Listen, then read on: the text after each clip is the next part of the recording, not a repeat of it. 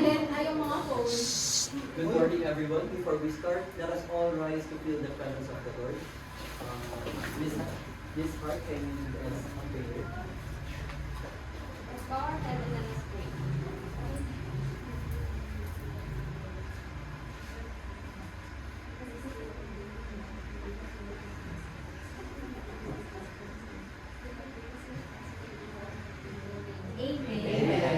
Thank you for that wonderful, heartfelt prayer, Miss Hart. Now, before we sit, kindly arrange your chairs and pick up any pieces of paper around you. Once again, good morning, big 8 boy. Good morning, sir. Before we start, I have here our classroom rules. Everyone, kindly read. Be respectful to everyone. Listen when someone is speaking. Engage fully throughout the discussion. Support others when they are in need. Silence all your gadgets and keep them in your bag. I hope these classroom rules will be followed throughout our session for today. Now, I have here a piece of paper that will serve as your attendance for today's session. You may write your name on the left part and your signature on the right. Now, can anybody still remember the topic that we have discussed last evening? Stop. Di ba si ikaw na yung mag-ano? Bakit ako? Ano ba? Diyan ka lang ah. Wait lang, sino? Kasi ang practice niya sa motivation. Wala pa tagal na yun. Gagasiya siyang review mo. Oo. Anong story? Sige ako na. Wait lang, kay ulit. Ano yun? Nasa sinabi ko? Review. Can anyone remember? 1, 2, 3. Wait. So, can anyone still remember the topic that we have discussed last meeting? Yes, Miss Yasmin? Sir, our topic last meeting was about the portrait of a lady by Henry. Now, can you give me a short summary of that story? So, the portrait of a lady is about Isabel Archer, an independent woman who has two suitors, and then met Madame Merle and Gilbert Osmond, who became her husband. And in the end, she had an unhappy marriage with him. That's why she moved to Italy. Wow, it seems that you guys still remember the story that we have discussed last meeting. Now, let us go to our next part of our session, which is an activity called daydreaming. Everyone, kindly read the instructions, please. Recall and briefly describe one memorable adventure from your childhood. This adventure could be something big or small. Anything that felt exciting, daring, or meaningful to you when you were younger. Are the instructions clear, class? Yes, sir. I will give you some time to ponder on those childhood memories. Now, does anybody remember a childhood memory? Yes, Miss Heaven?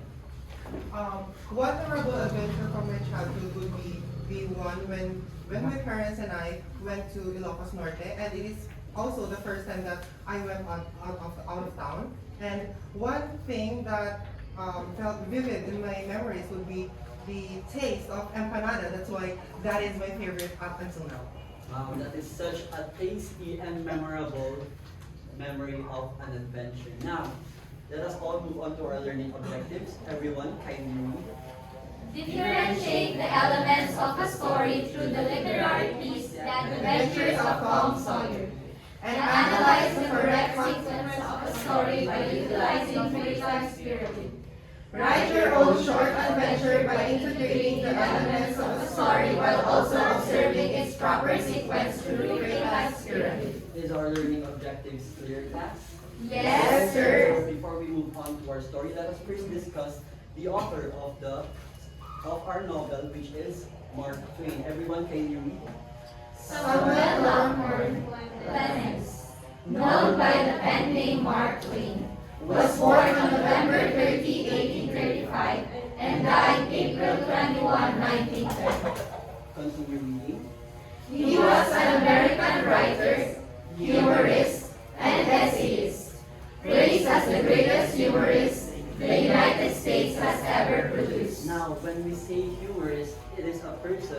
who is very amusing, or his works are very amusing. That is why in this we will tackle his novel, The Adventures of Tom Sawyer, for today's session. Now, The Adventures of Tom Sawyer is a novel, and I will give you a short summary of what it is all about. Everyone can read. The Adventures of Tom Sawyer follows a boy who grew up along the Mississippi River.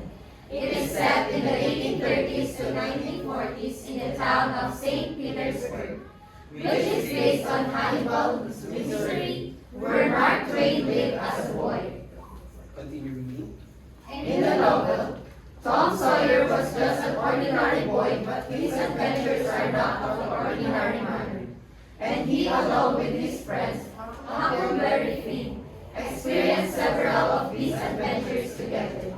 Okay, just like us, authors also experience their own adventures, especially in their childhood, and some of them choose to write these experiences through literary pieces, which is seen here in The Adventures of Tom Sawyer. Now, let us move to one of the adventures of Tom Sawyer. I have given you a copy of one of his adventures, right? Yes, sir. Now, let us start reading and analyzing this story together. I have divided the story into 5 parts. The 5 parts portraying which sequences of a story again? Can anybody do? Yes. So it is based on the plot, which is based on the fate experiment.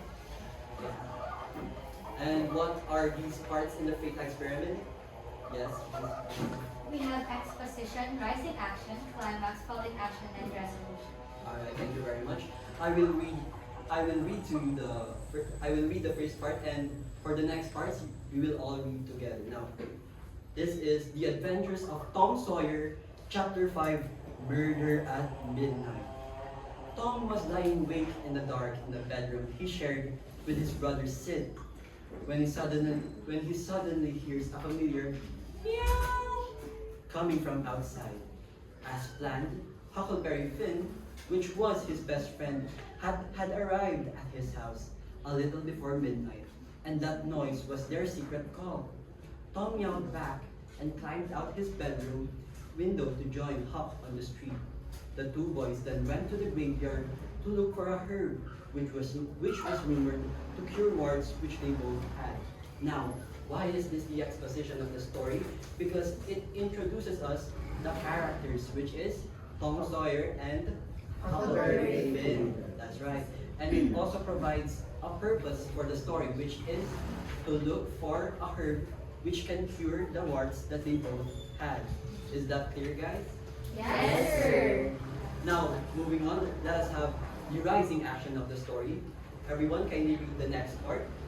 When they arrived in the graveyard, they immediately began their search for the Indian herb, which was only found near a large tree. As they were approaching the tree, Tom and Huck heard voices and were spooked because they thought the voices came from the spirits, but it was actually from real people. Tom recognized these 3 men as Muff Potter, Indian Joe, and Doc Robinson. Now, can anyone give me a definition of the falling action? Rising action, rather. Yes. So in the rising action, it is a series of events where it all started with an inciting incident, and the tension in the rising action is already building up. Right. And just as observed in this story, the tension is rising up because what are 3 men doing in the cemetery at the middle of the night? Let us all move on to the next part of the story to find out. Everyone, can you read? The 2 boys hid behind the tree while watching the 3 men. Doc Robinson orders Muff and Injun to dig a grave for a body that Doc Robinson needed. Muff and Injun then used this opportunity to extort the dog for $5 more. Robinson refused to give them more money, and so a fight broke out between Doc Robinson and the 2 men, resulting in the death of Doc Robinson from a stab in the chest by Injun and Muff getting knocked out. Now, Can anybody tell me which part of the Freight experiment is found in this part? Yes, Mr. I think this part is the climax of the story. Why do you think so? Because in the second paragraph, we ask about, the question is, what was the three men doing in that river? And the climax, it answers that question. And Okay, thank you for that answer. And it is really the peak of the story because Tom and Huckleberry Tim just witnessed murder. And now, let's move on to the next part. Everyone, kindly read. The boys couldn't believe what they had seen. They immediately ran away from the graveyard and went to an abandoned farm which the boys used as temporary hideout. They swore to each other not to tell a soul about what they had saw in a boy being killed by Injun. It was sunrise when the boys got home, and everyone had already heard the news of Doc being dead. A public hearing was scheduled, and both the sheriff and mayor asked people what they knew. Injun and Muff were both questioned. Muff admitted that he went to the doctor to the graveyard, but he was too drunk to remember anything after. When Injun Joe was questioned, he said that it was Muff who had killed the doctor. Now, which part of Freight experiment comes after the climax again? Can anybody give me an idea? Yes? The moment that happened in the story is the morning action. Right, it is the falling action because the tension is now dying down. Tom and his friend Huckleberry has escaped the cemetery and hid inside the barn. And in the morning, or when they went home, the body was found, the body of Doc Robinson, and a public meeting was issued. Now, for the last part, everyone can read. So the sheriff started Huck in jail, and Injun Joe remained free. Huck and Tom couldn't believe that Injun Joe could tell such lies, and Tom often had nightmares. He dreamed of the murder and of Injun Joe coming after him in his dreams. Later, Tom remembered that he and Huck had left something important behind in the graveyard, the bag of Indian herbs. Now, for the last part of the Great Experiment is the denouement, right? Yes, Where, sir. as stated, it is the ending of the story. Now, regarding the story, there are a lot of questions left unanswered. Will Doc Robinson get his justice? And will Tom Sawyer speak for the truth? Now, we will continue this novel in the next session. But for now, let us all talk about the story that we tackled today. Now, for the characters, we have, everyone can you read? The people, animals, or beings that take part in the story. And for the characters in this story, we have, everyone? Tom Sawyer, Huckleberry Finn, Injun Joe, Muff Potter, Doc Robinson. Now, for Tom Sawyer and Huckleberry Finn, these are the two best friends who often go on adventures.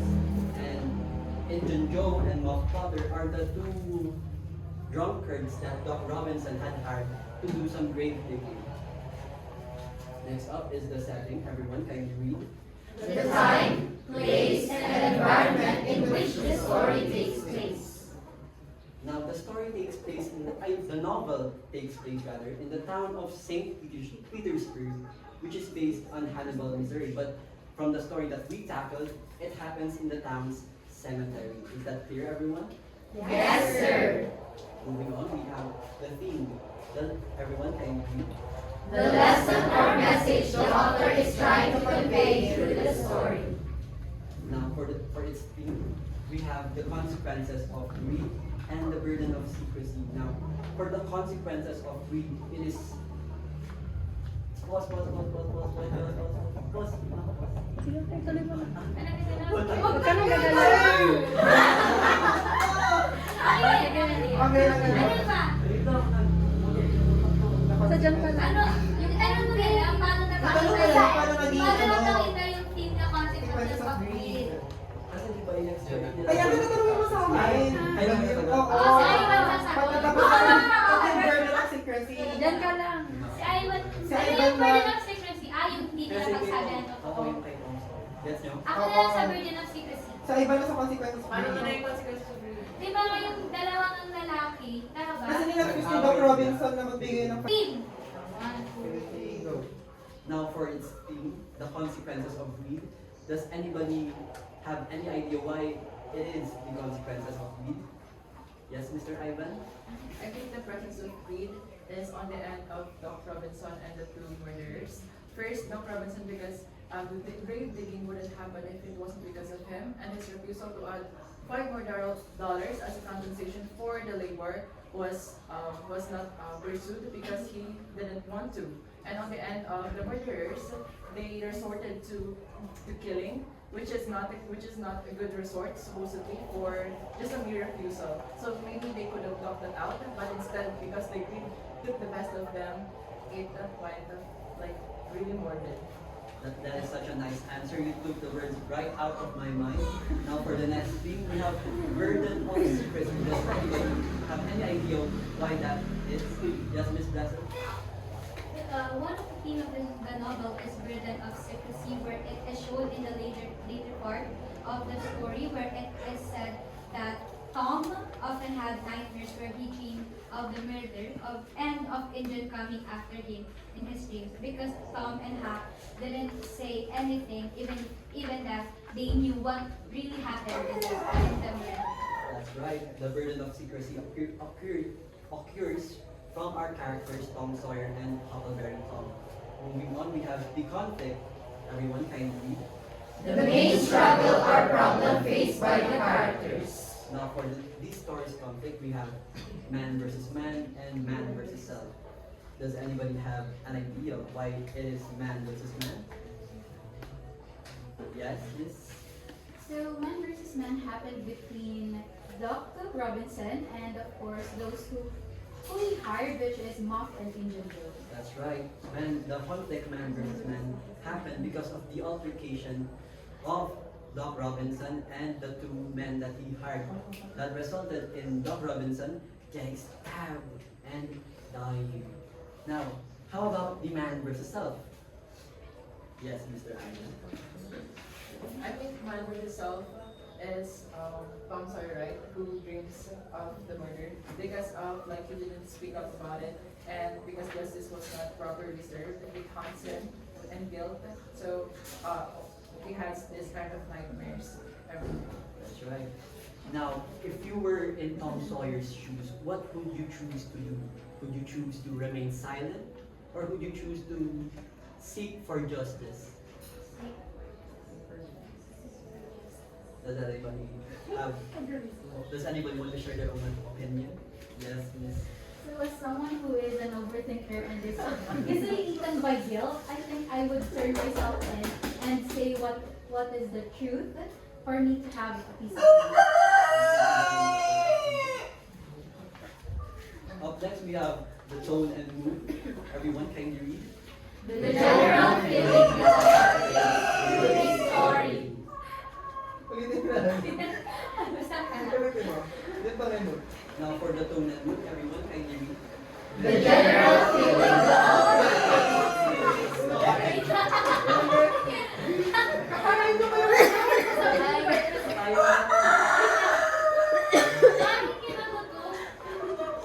Okay. Okay. Wala ba rin?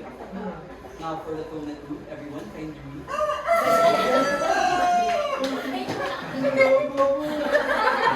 Nick, kinakaya mo ba? Bakit kayo nagkaganon? Okay lang siya kanina. Ganun ba? Late na din talaga para Okay, on. Tuloy na natin kay One, two, three, go. Now, for the tone and mood, everyone, can you read? The general feeling the author creates through his story. Now, the tone and mood of the story is dramatic. Everyone, can you read? The narrative focuses on intense, life-changing moments like witnessing a murder. It is dramatic because our character just witnessed murder. Now, for the next part, the fearful/anxious. Everyone, can you read? Tom and Hawk are terrified of being discovered by Indian Joe. microphone and move clear class? Yes, sir. Now for the point of view, everyone, can you read? The perspective from which the story is told. Now, what do you think is the point of view of the author to tell the story? Yes, please.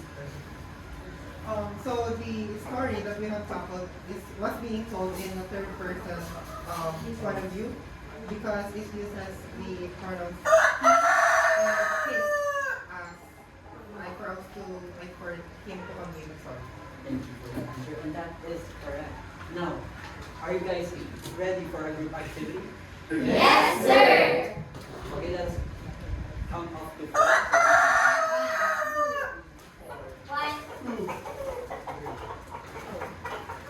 One, 1, 2, 3, 1. 2.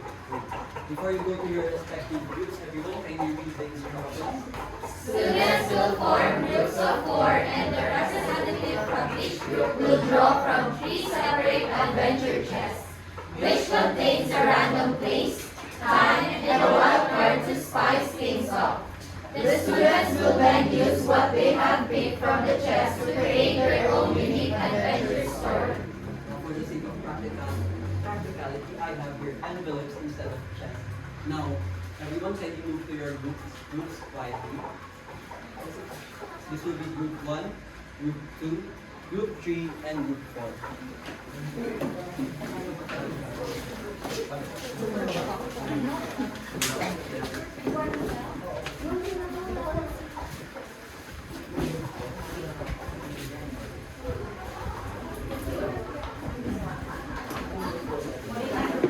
Now, can a volunteer from each of the group pick from these envelopes?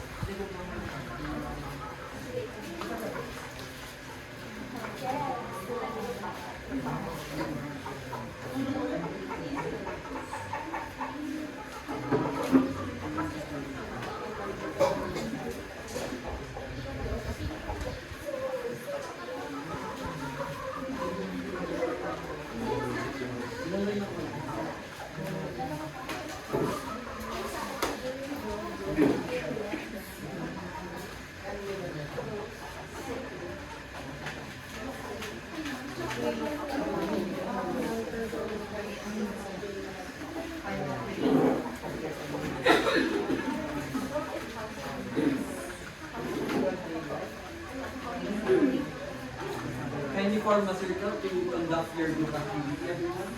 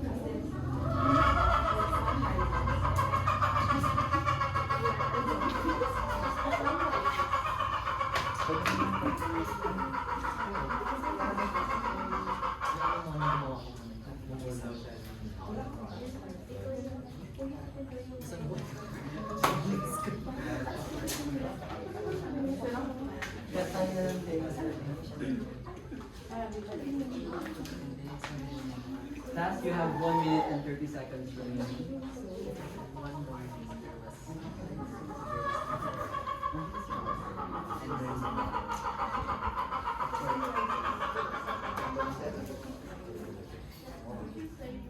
unahin mo muna.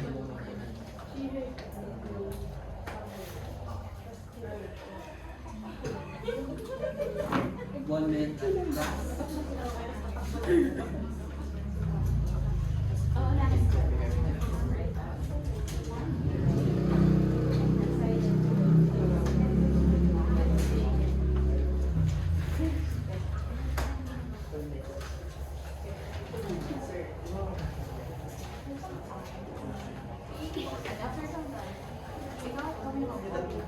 Are you guys done? Yes, sir. Now kindly arrange your chairs.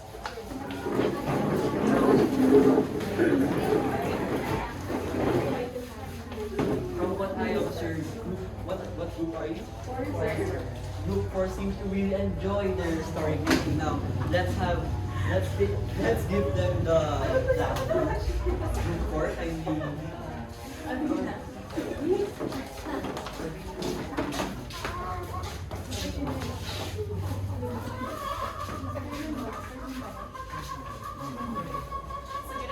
Good morning, sir. What we have big is this, is one, as the sun rises, zombies and mall. As the sun rises, there was one girl who goes to the mall. After some time, she heard some girl. Who's that?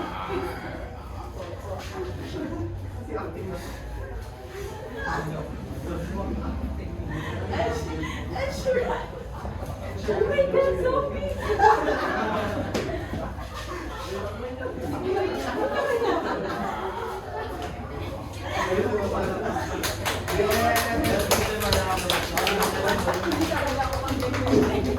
Now for the 7 group.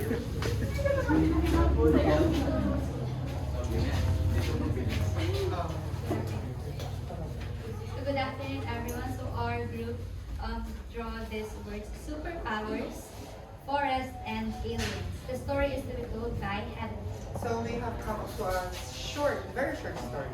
So it is entitled The Magic Forests. Alien with superpowers landed in the magic forest. They were the luminary with powers like water, earth, air, and light. They were led by Lyra. The forest came alive. A fox glowed, a tree talked, and a flower changed shape. The luminary needed a special crystal to save their planet. They faced challenges and fought a dark shadow. With their powers, they saved the forests and got the crystal. Their planet was saved. The luminary saved the luminary stayed to protect the forest's magic. Really give them a round of applause. Did the two groups fully utilize the elements that were given to them? Yes, sir. Okay, and did you guys enjoy the activity? Yes, sir. Since we're running out of time, the two groups will present their work next meeting. Now, let us have a short quiz. Everyone, kindly take a piece of paper.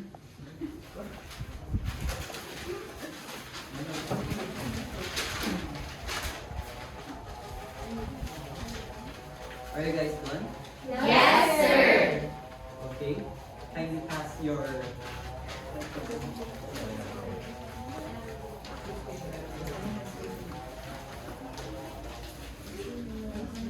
After I'm done checking, I will